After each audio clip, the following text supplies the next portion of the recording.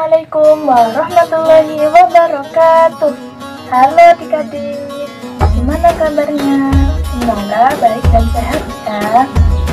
Perkenalkan, nama Ibu Rahma, panggil aja Bu Rahma ya. Pada kesempatan kali ini, Ibu ingin bercerita tentang suatu kisah yang menarik.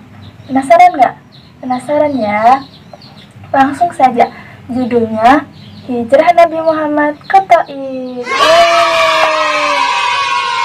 Dahulu, selama 9 tahun sejak masa kenabian Nabi Muhammad SAW, Nabi Muhammad SAW telah berusaha untuk mengajarkan ajaran Islam kepada penduduk Mekah.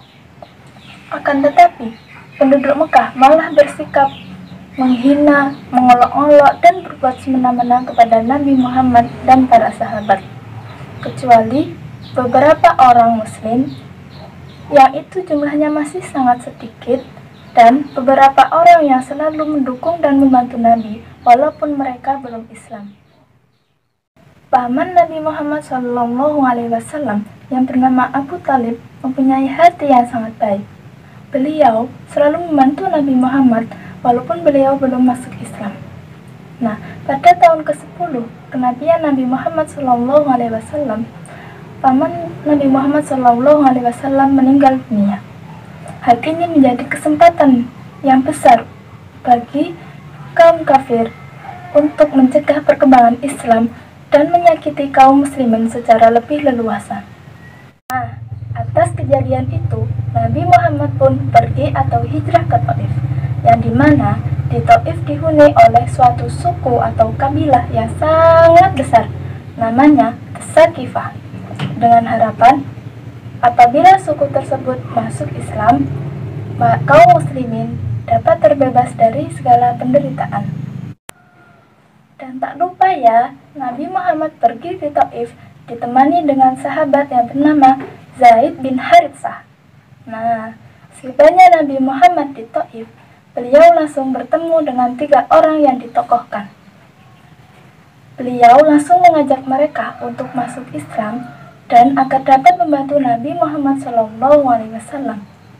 Akan tetapi, bukannya menerima atau paling tidak berlaku sopan kepada Nabi Muhammad, seperti adat bahasa Arab yang kita kenal, yaitu memuliakan tamu. Namun, mereka malah bersikap dan berakhlak yang buruk kepada Nabi. Bahkan mereka pun tidak rela jika Nabi berlama-lama dan tinggal di situ.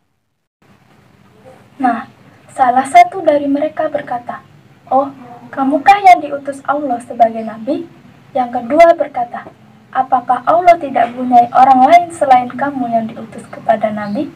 Yang ketiga berkata, "Aku tidak mau berbicara dengan kamu, sebab jika kamu memang sebagai Nabi seperti pengakuanmu, jika aku menolakmu, tentu aku tidak akan terlepas dari musibah."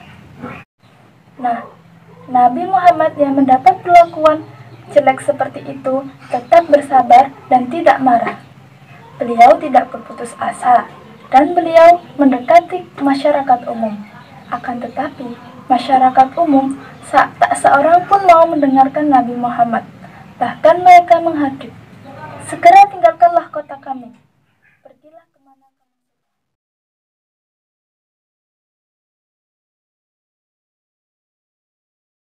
Hai, Assalamualaikum warahmatullahi wabarakatuh. Gimana nih adik-adik kabarnya?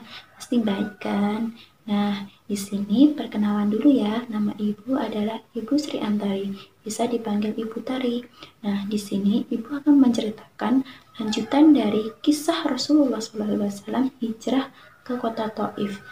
Ibu di sini akan menceritakan lanjutan kisah Rasulullah SAW hijrah ke kota Taif yang telah disampaikan terlebih dahulu oleh Ibu Rahma Anissa di depan video tadi.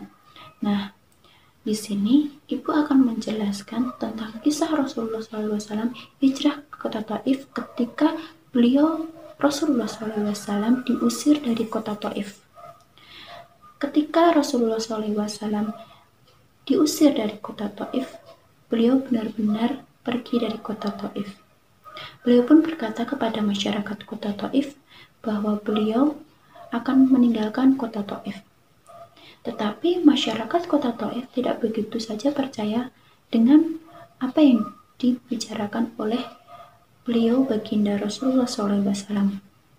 Masyarakat kota Taif menyuruh anak-anak mereka untuk mengikuti baginda Rasulullah SAW dalam perjalanannya untuk keluar dari kota Taif. Apakah benar Rasulullah itu benar-benar meninggalkan kota Taif atau Rasulullah hanyalah bersembunyi?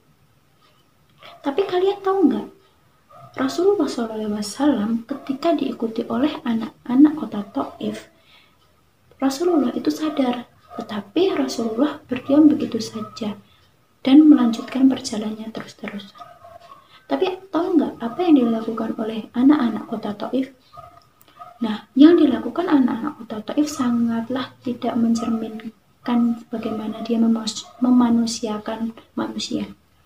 Nah, kalian tahu nggak apa yang dilakukan oleh anak-anak kota Taif itu? Nah, anak-anak kota Taif itu bukan hanya mengikuti Rasulullah SAW saja, tetapi mereka sangat kejinya dengan berkata kasar kepada Rasulullah SAW, dan parahnya lagi mereka melempari Rasulullah SAW dengan batu. Kalian tahu nggak gimana sih jika kalian dilempari batu tanpa tahu salahnya kalian itu apa? Pasti kalian merasa sakit, pasti kalian merasa ingin membalas apa yang diperlakukan oleh anak-anak itu. Tetapi Rasulullah SAW tidak memiliki sifat seperti itu. Karena kerendahan hati dan kasih sayangnya, beliau diam saja. Beliau tetap melanjutkan perjalanannya meski dalam perjalanannya beliau berlumuran darah. Setelah baginda Rasulullah SAW merasa aman, beliau pun duduk di bawah pohon dan beliau pun berdoa kepada Allah. Ya Allah, ampunilah hamba, karena hamba telah gagal untuk menyiarkan agamamu dan hamba telah gagal dalam menjaga keteguhan hati hamba. Hamba hanya bisa memohon kepadamu ya Allah, semoga hamba selalu engkau perlindungan dunia dan akhirat, selalu di bawah perlindungan cahayamu, terhindar dari kegelapan dunia ini. Nah, tahu nggak setelah itu apa? Nah, setelah itu Allah Subhanahu wa Ta'ala karena mendengar rintihan dan doa dari Rasulullah SAW, Allah Subhanahu wa Ta'ala memerintahkan malaikat Jibril untuk menemui baginda Rasulullah SAW. Nah, setelah itu, setelah malaikat Jibril turun dan menemui baginda Rasulullah SAW, malaikat Jibril memberi perkataan kepada Rasulullah SAW, "Wahai Muhammad, janganlah engkau bersedih. Aku di sini diperintahkan oleh Allah Subhanahu wa Ta'ala untuk menerima perintahmu jika engkau ingin kota Taif dihancurkan." Tapi tahu nggak apa sih yang dilakukan Nabi Muhammad SAW ketika dia tahu malaikat Jibril menemuinya dan berkata seperti itu? Nah, karena beliau itu sangat rendah hati, penuh kasih sayang, beliau memaafkan apa yang dilakukan oleh masyarakat kota Taif. Beliau pun memberikan kata untuk disampaikan kepada Allah melalui malaikat Jibril. Ya Jibril, aku tidak dendam dan tidak ingin masyarakat kota Taif hancur. Aku hanya ingin semoga dia kelak masyarakat kota Taif akan sadar bahwa Islam adalah agama yang benar dan agama yang diperintahkan oleh Allah. Hanya begitu saja inginku. Nah, setelah itu, malaikat Jibril kembali ke alamnya dan memberitahu kepada Allah Subhanahu wa Ta'ala apa yang diinginkan oleh Rasulullah SAW. Nah, itu adalah rangkaian cerita dari kisah Rasulullah SAW hijrah ke kota Taif. Nah, kalian pasti pengen tahu kan, apa sih tujuan Rasulullah SAW hijrah ke kota Taif? Dan apa sih hikmah dan nilai pembelajaran dari kita harus mempelajari hijrahnya Rasulullah ke kota Taif? Nah, tujuan dan